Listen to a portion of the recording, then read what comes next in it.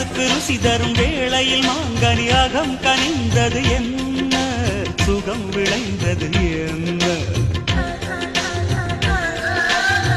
பெண்மை கொண்ட கண்மணி உன்னை கண்டு கொண்டாள், இரு கண்ணில் வெண்ணிலா அவள் கொண்டு வந்தாள்.